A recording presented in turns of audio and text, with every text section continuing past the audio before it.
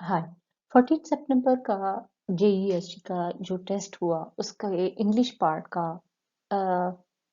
Full तो नहीं लेकिन एक थोड़ा सा पार्ट जो हमें हमें मिल सका है उसका सलूशन इस वीडियो में दिया जा रहा है। न सिर्फ सलूशन बल्कि उसके साथ साथ we are going to discuss a few very important points related to the various options. उन ऑप्शंस को देखकर आप किस तरीके से ज़्यादा फायदा उठा सकते हैं और उन्हें एलिमिनेट करके आप अपना स्कोर हाई कर सकते हैं। तो चलिए स्टार्ट करें। सबसे पहले जो चीज़ आज के जो पार्ट्स हमें नज़र आए उनमें एक अहम बात ये कि इंस्ट्रक्शन बिल्कुल भी नहीं थी जैसे कि कल के पेपर में थी। इट मीन्स कि आज के लोगों का टाइम बच गया होगा क्योंकि जैसे कल सिनोनिम्स दिए गए थे तो वो बकायदा सेंटेंस फॉर्म में थे। आज का जो सिनोनिम्स दिए गए हैं वो सेंटेंस फॉर्म में नहीं है बल्कि वो सिर्फ वन वर्ड है, यानी आपका टाइम बच गया। अब यहाँ देखें, वर्ड है हमारे पास फॉल्स। उसके ऑप्शंस को थोड़ा गौर से देखें, आपको हैरत होगी कि आप बहुत आसानी से एलिमिनेट कर सकते हैं बहुत सारी चीजों को। जैसे कि येलो, येलो कलर है, ये इसका सिनोनिम नहीं हो सकता कहीं से भी। फिर आप नीचे आ जाएं, सबसे आखिरी वाला डी ऑप्शन, नॉट ट्रू। ये भी वर्ड नहीं है, ये एक फ्रेज है।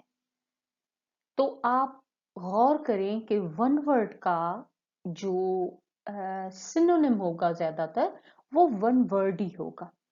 तो हमारे पास बच जाते हैं सिर्फ दो ऑप्शन, बी और सी। अब आपके लिए बहुत आसान है चूज करना कि which one is the correct और राइट ऑप्शन। बहुत आसान से अनट्रू फॉल्स का synonym. One more word, angry. Angry का लफ्जी मतलब होता है गुस्सीला, नाराज, इस तरह का। अब इसके ऑप्शंस पे आप गौर करें, आप हैरान होंगे। काम, प्लीज्ड और ऑप्शन सी हैप्पी, ये तो एंटोनिम्स हैं इसके, सिनोनिम्स तो नहीं है। यानी आप इतनी आसानी से अपना ऑप्शन ढूंढ सकते हैं, ऑप्शन सी फ्यूरियस। तो ये वो पॉइंट्स हैं जिनको आपने अपने दिमाग में रखना है कि आप ढूंढ रहे हैं सिनोनिम, और जो आपके पास ऑप्शन है वो आपको हर चीज जैसे प्लेट में रख कर दे रहे हैं। यहाँ इस वर्ड के लिए, हेल्पफुल के लिए, मैं आपकी तवज्जो थोड़ी सी एक और पॉइंट की तरफ दिलाना चाहूंगी। वो पॉइंट ये है कि many of the time we tick only one thing, एक ही ऑप्शन टिक करते हैं। कि जैसे हमने ये सोचा कि हेल्पफुल के लिए useful is best, and then we felt ourselves confused, we divert towards the beneficial, and again we feel oh facilitative is more correct. यहाँ आप ऑप्शन डी को जरूर देखें। अगर इस तरह की चीज आपके सामने हो तो एग्जाम में अक्सर तौर पर स्टूडेंट्स कंफ्यूज हो जाते हैं और वो ये सोचते हैं कि इन तीनों में से मैं कौन सी चीज सिलेक्ट करूं। तब जाकर उनको, जब वो गौर करते हैं, उन्हें पता चलता है कि उनके पास एक ऐसा ऑप्शन है कि वो तीनों को ही सिलेक्ट कर सकते हैं। So be very very careful about such type of occasions. Next word है क्रिंकल। उसके लिए राइट ऑप्शन है रिंकल, यानी झुर्रियां। अब उसके लिए आगे जो आपको ऑप्शंस दिए गए हैं कंप्लीटली एंटोनिम्स टाइप हैं क्रिंकल के। Here we have antonyms. Word है comfort. Again I would suggest you, don't forget to consider each and every option, and again elimination। यहाँ आप वर्ड देखिए कंफर्ट, हमें इसके लिए ढूंढना है एंटोनिम। ऑप्शन सी को देखिए रिलीफ, ये इसका सिनोनिम है। और दो वर्ड हैं हमारे पास, ऑप्शन ए और ऑप्शन बी। ऑप्शन ए जो है वो वर्ड ही गलत दिया गया है। अनकंफर्ट, अनकंफर्ट वर्ड ही नहीं होता। तो आपने अपने दिमाग में ये चीज रखनी है कि प्रीफिक्सेस जो वर्ड से पहले UN या DIS लगता है या IN लगता है, उस चीज को ना भुलाएं, क्योंकि एक ही वर्ड के सामने अन, डिस, इन लगा दिया जाए तो you must be aware about the actual word.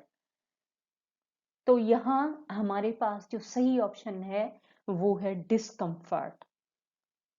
दूसरा वर्ड है हमारे पास एक्सपर्ट।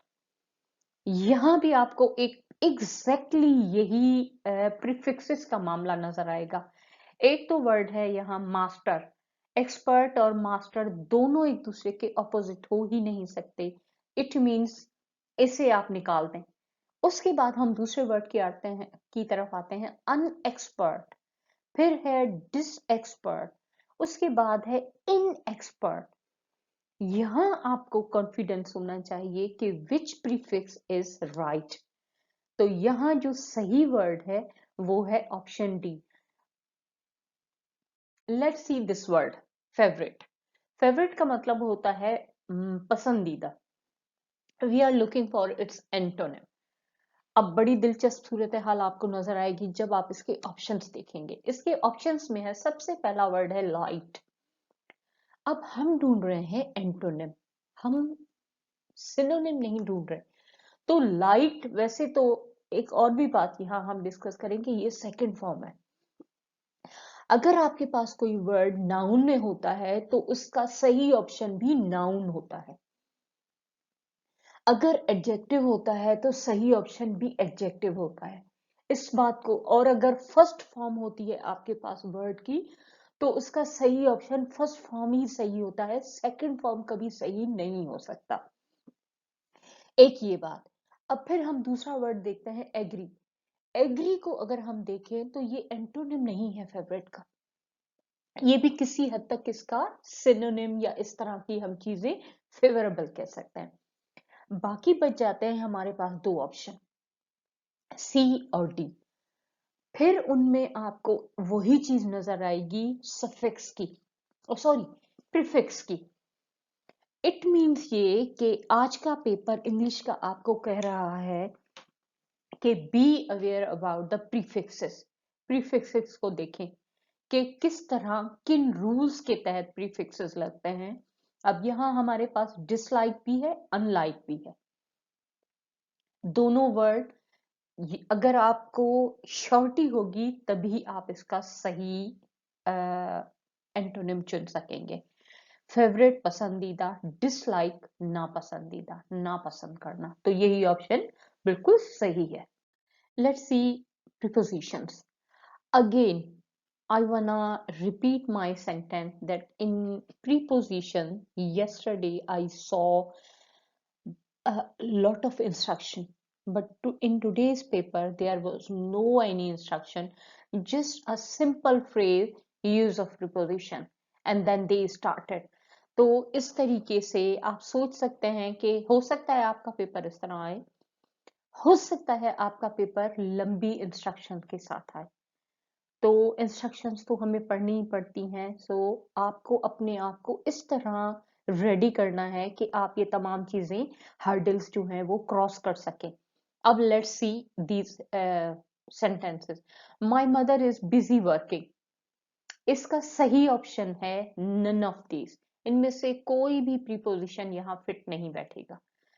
नेक्स्ट सेंटेंस है, I don't approve dash hunting animals for their for.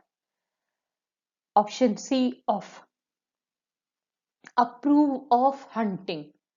Basically of जो है वो दो वर्ड्स के दरमियान कांटेक्ट कर रहा है और रिलेशन कायम करता है। Approve of hunting. Certainly these tips will help you out. Thanks for watching.